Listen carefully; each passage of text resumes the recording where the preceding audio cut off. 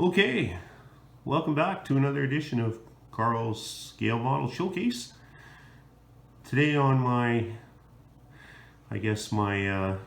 viewing table, like I said in my other video, I just uploaded one of my Kenworth K100 there. Good friend of mine said, oh, you got to get yourself a backdrop and stuff. And yeah, I guess at some point I'm working on it, but this is kind of how we're doing things right now. So anyways, today we have a complete kit bash to every extent of the word. It's AMT's Peterbilt 352 cab over that's been cut down into a day cab. And in one of my other videos, I got a W900 Kenworth that's black, and it's also a day cab with a custom built headache rack. And behind it is a 53-foot Tridem highboy. So I used two of the Fruhoff kits from AMT, the 40-footers, to make that 53-foot. And that video, you can also see that video on my channel there. It's leftover piece here. I was like, well, you know, we should really use up some of these parts.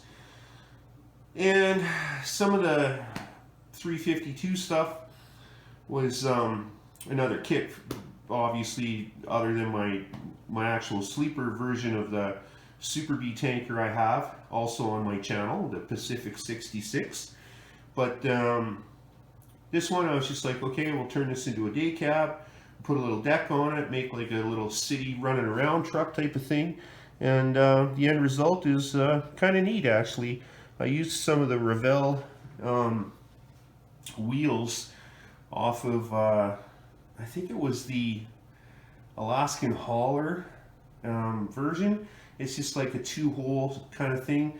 I slotted out the front ones to make them a little bit more oval, but the rears I just I left as I left with the smaller holes in there. Let's see here. I'm just going to adjust the camera. Yeah, so the front ones, like I said, I hogged them out a little bit. And the rears, I left them as is.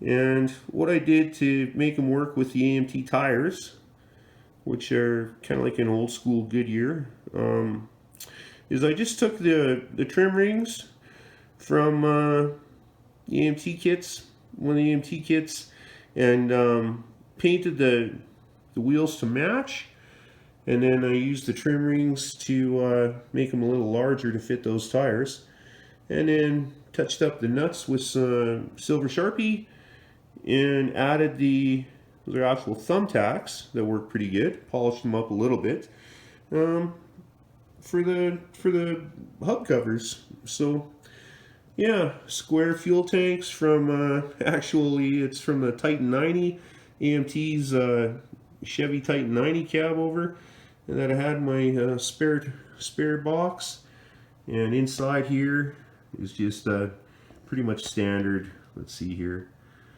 just standard kind of Peterbilt fare. The Union City trucking decals from an AMT kit. I think it was the California Hauler, actually, because I use those little decals too.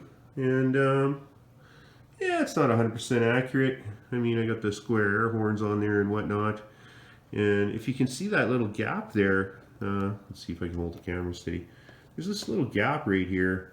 I kind of call this model my crooked truck because it's just a little bit crooked. But you know what? We went with it anyway. It's not perfect. And it doesn't have to be. I think the truck is just, in general, just neat, because you can see there on the back of the cab, I opened up the rear windows there, and the bed, the T-bar at the back. I used just a little bit of reflective decal on the back there. I didn't use any on the rub rails on the side, on the tie-down rails. I just kind of left them as is. and just more of an old school thing. And then you know, this side over here, you can't really see in the video, but the cab's a little bit crooked on this truck, and I don't know if it wasn't when I cut it down into a day cab. It was just kind of warped. This wasn't an AMT 352. It's based on that kit, but it was actually an offering from I think it was Stevens International. I think at one point those guys were trying to redo some of these older AMT kits, but yeah, anyways, that's what this one was made, or that's who manufactured this particular version. And yeah, I wanted to show you those, put those common carrier decals on the mud flaps there. I think it's kind of a cool touch. And then on this side here, the front, I guess, once again, I like to use the tubing for the stacks, and then I take the lighter and fire it all up inside there to make it look a little bit more realistic, and usually works out pretty good. Kind of standard fare for the rest of the cab details and whatnot. And just to make things easier, I mean, we did have to shorten the exhaust and change the intake a little bit, but we amazingly we kept the Detroit power plant in there. And yeah, I mean, to me it's kind of a cool little unit. I don't usually put them in too many trucks. I know they were offered in a lot of trucks, but with this little city kind of version here running around, that's what I decided to go with. So tilt that back down. Everything kind of lines up, not too bad there. It's just the front, for some reason, it's crooked.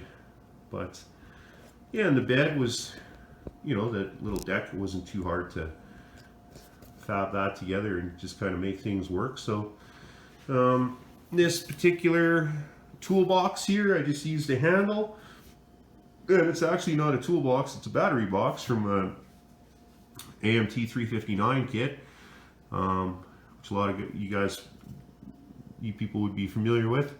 And yeah, like I said, the square tanks, those are from the Titan 90. So yeah, there it is. It's definitely a one-off. I like the paint matched wheels. They, to me, they always look cool. It's too bad I couldn't get some actual chrome thumbtacks, but I polished up the silver ones I did get. So, but it's, you know, it's kind of a neat little truck. I definitely take a crack at her around town, and you know, let that old spring suspension. Oh no, this one would have bags, yeah.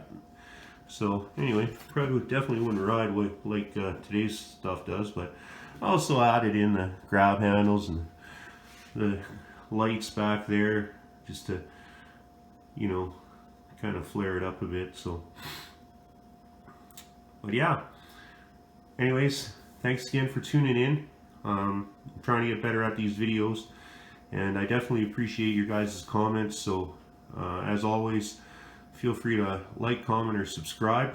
And I not only appreciate your comments, but I appreciate the compliments I get on my work as well. So until next time,